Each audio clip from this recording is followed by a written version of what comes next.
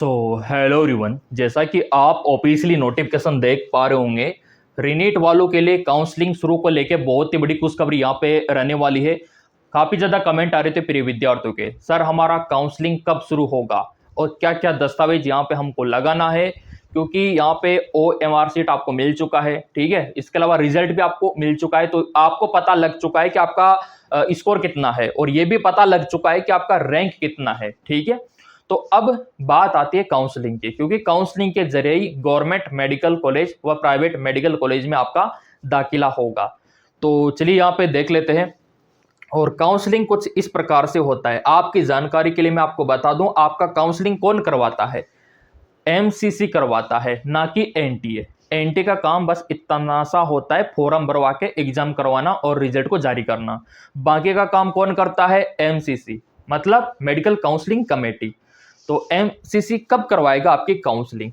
तो मेरे प्रिय विद्यार्थियों, इस प्रकार का रूल होता है और आपको पता होना चाहिए कि MBBS और BDS और BSc नर्सिंग, इनका काउंसलिंग एक साथ चलता है, तीनों कोर्सेज का। ठीक है, रही बात आयुष कोर्स, मतलब BAMS, BAMS, BHMS, BOMS, जो आयुर्वेदिक वाले हैं, उसका डिपार्टमेंट अलग है, उसका काउंसलिंग ACC करवाता है। ठीक है, और इसका MCC करवाता है। पहले इसका होगा, उसका बाद में होगा।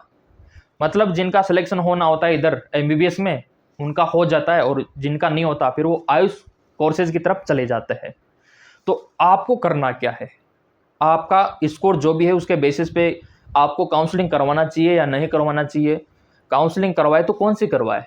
ऑल इंडिया वाली करवाए या स्टेट वाली करवाए, ये भी चक्कर है। ठीक है, या फिर आयुष कोर्सेज वाली करवाए, MBBS के लिए करवाए या BDS के लिए करवाए?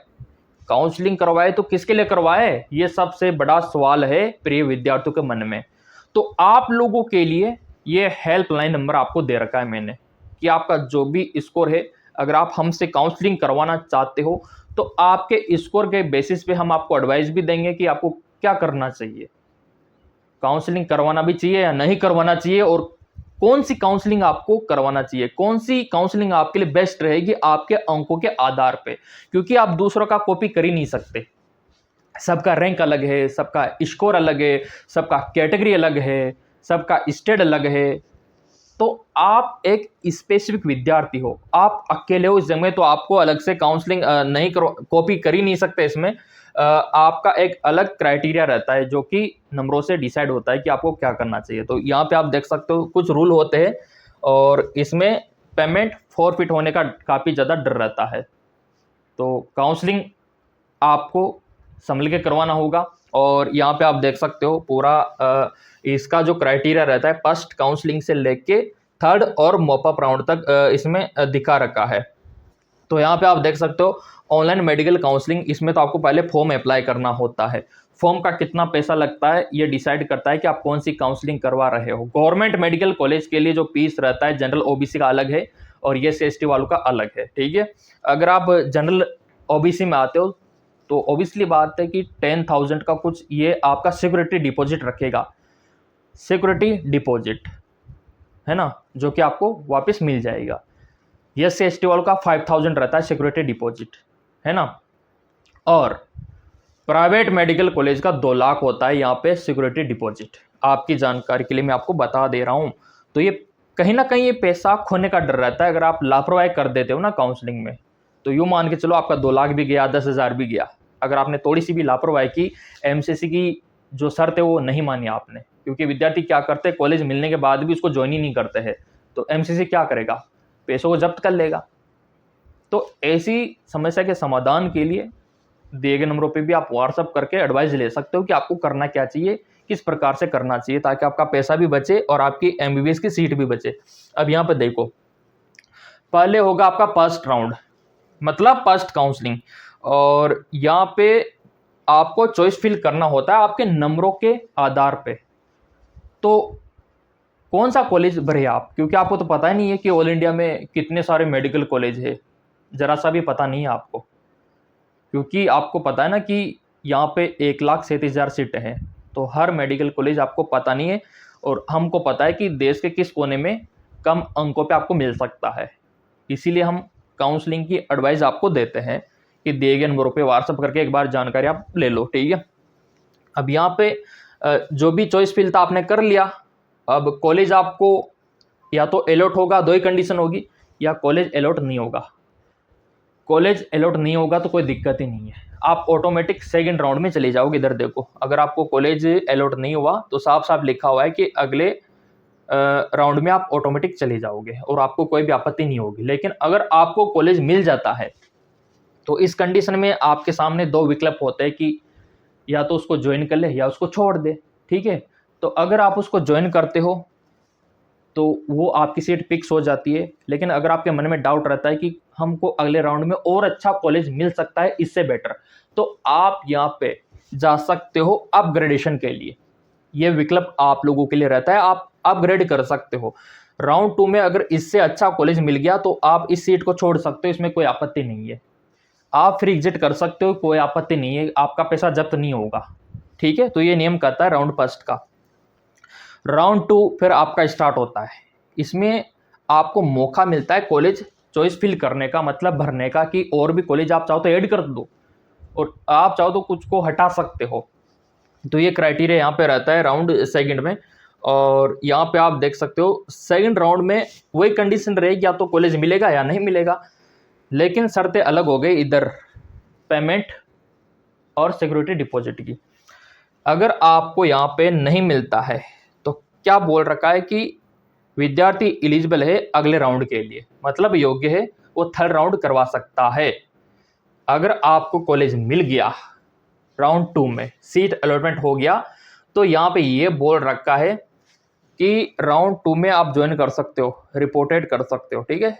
अगर आप ज्वाइन नहीं कर सकते हो ना तो आपका पैसा जब्त यहाँ पे कर लिया जाएगा। नॉट ज्वाइन, कॉलेज मिल चुका है, अगर आप ज्वाइन नहीं करते हो तो ये आपकी गलती है और यही पैसा बर्बाद होता है काफ़ी सारे प्रिय विद्यार्थियों का। ये नियम सबके लिए है, प्राइवेट के लिए भी, गवर्नमेंट के लिए भी।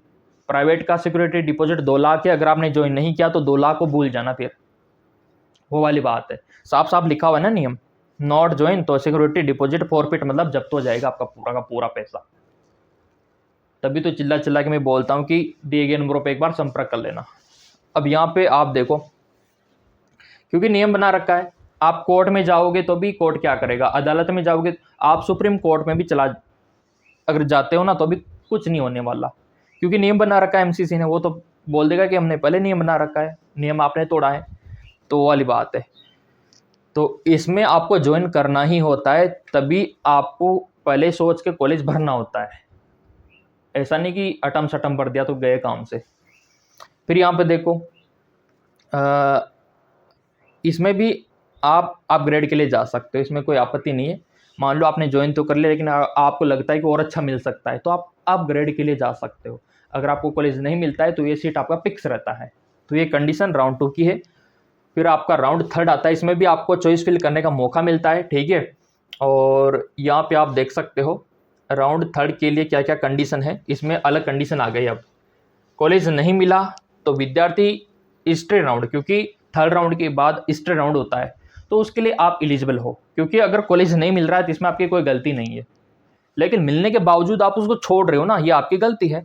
तो यहाँ पे आप देख सकते हो कि अगर आपको कॉलेज मिल जाता है तो यहाँ पे साफ साफ लिखा हुआ है seat allotted and does not join, तो उसमें क्या होगा, आप एग्जिट हो सकते हो लेकिन आपका सिक्योरिटी डिपॉजिट जब्त कर लिया जाएगा, ये कंडीशन है। अगर आप कंप्लीट इसको ज्वाइन कर लेते हो ना कॉलेज को तो कोई दिक्कत ही नहीं है, लेकिन आप रिजाइन नहीं कर सकते बाद में, और इसको अपग्रेड भी नहीं कर सकते राउंड थर्ड में। यहाँ पे खत्म हो गया विकल्प। राउंड थर्ड में आप लोगों के लिए अपग्रेडेशन का और रिजॉइन का भी विकल्प खत्म हो गया, उसमें आपको जाना ही होगा, है ना। ओके, फिर आता है स्ट्रे राउंड। तो इसमें चॉइस फिल का मौका भी देता है एमसीसी। अब इसमें अगर आपको कॉलेज नहीं मिलता है, नॉट ज्वाइन, तो यहाँ पे आप देख सकते हो अलॉटेड बट नो इट। अगर आपको नहीं मिलता है तो इसमें कोई दिक्कत नहीं है, लेकिन अगर आपको मिल जाता है, उसको आप ज्वाइन नहीं करते, नॉट ज्वाइन, तो आपका सारा पैसा जब्त कर लिया जाएगा पूरा का पूरा, और अगले साल नीट एग्जाम भी आपको नहीं देने दिया जाएगा। तो स्ट्रे वैकेंसी राउंड में जो आपको मिलता है ना, वो ज्वाइन करना ही होता है, चाहे वो प्राइवेट हो गवर्नमेंट हो। चाहे उसका फीस कितना भी 80 लाख हो 90 लाख हो, उसमें जाने होता है अगर आपने चॉइस फिल में डाला है तो अगर आपके पास में इतना पैसा नहीं है तो उसको चॉइस फिल में मत डालना, है ना।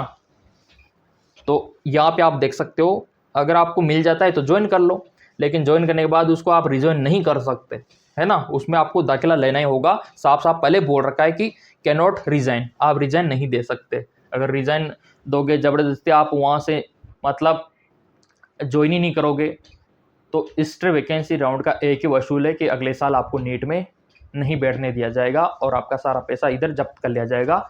ये लास्ट राउंड में ऐसा ही होता है। तो अभी आपका काउंसलिंग शुरू होने वाला है। अभी डॉक्यूमेंट्स भी दिखा देता हूँ मैं आपका। अगस्त के फर्स्ट वीक में आपका काउंसलिंग शुरू हो जाएगा, क्योंकि थोड़ा सा टाइम लेता है यहाँ पे। और सबसे बड़ी बात तो यह है कि आपका जो पेपर लीक हुआ था इस वजह से डिले हो गया, तो डिपार्टमेंट भी चाहता है कि थोड़ा पहले करवाने की कोशिश करें, या तो लास्ट जुलाई तक करवा देंगे या फिर अगस्त के फर्स्ट वीक में तो हो ही जाएगा।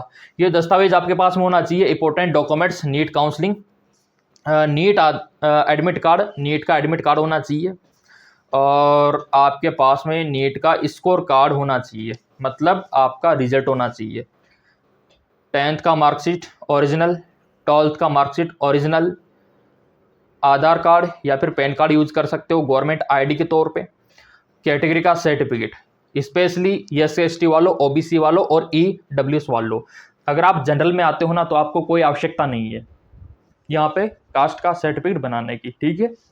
अगर ये विद्यार्थी अपना कास्ट का सर्टिफिकेट नहीं बनवाएंगे ना तो काउंसलिंग तो करवा सकते हैं, लेकिन इनको भी फिर जनरल में काउंट किया जाएगा और रिजर्वेशन नहीं दिया जाएगा, इसलिए इनका कट ऑफ बढ़ जाएगा।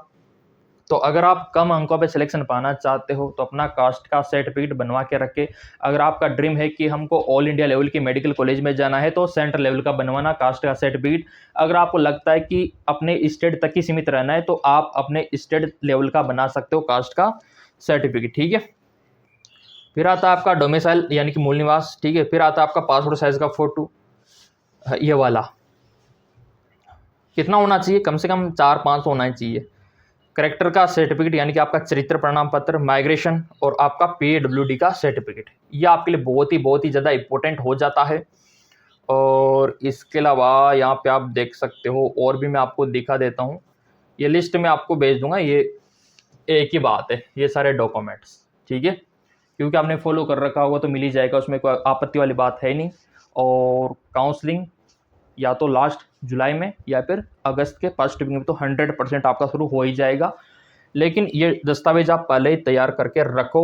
नियम मैंने आपको बता दिया कि बहुत ही ज़्यादा खतरा रहता है सिक्योरिटी मनी जब्त होने का अगर आप नियम को फॉलो नहीं करते हो तो अगर आप ये पैसा जब्त होने से बचना चाहते हो, प्रॉपर गाइडेंस चाहते हो कि कैसे आपको क्या करना है, आपके स्कोर के बेसिस पे दिए गए नंबरों पे व्हाट्सअप कर देना। और यहाँ पे ये लिस्ट टेलीग्राम पे आप लोगों को सेंड कर दिया जाएगा।